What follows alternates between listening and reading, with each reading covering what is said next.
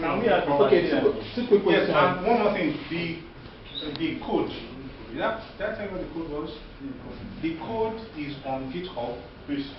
I mean the slide itself. Yes, the slide, the link to it is also on GitHub in the README of the code. Let me. So that is a block box or something.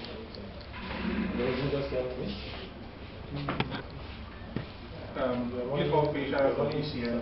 If you look into the README of it, slides available here.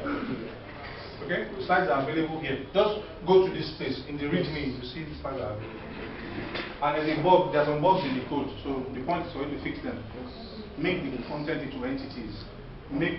Write automated tests and fix that delete. Well, new bits in the conservative development, go to development, give us pointers to books, tutorials, stuff like that. Do you have stuff like that? I could, but because reading that API is. You know, this is the approach I have found very useful.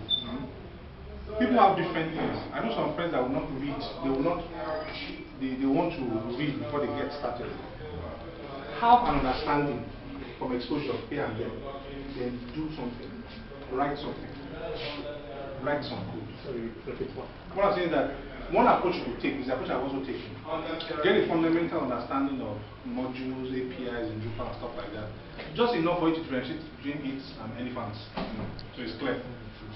Then go and write a code. Sorry, who came with under CRV? Under CRV? I think it's silver. LSR. Okay. It's my car.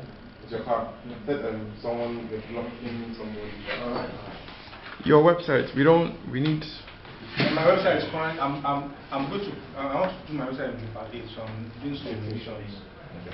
My website is facial.me, but I'm redoing it in Drupal 8. So I have to do that. It's not a maintenance mode. No, I don't put it on maintenance mode. I don't know that there are some developers whose websites have been under maintenance since.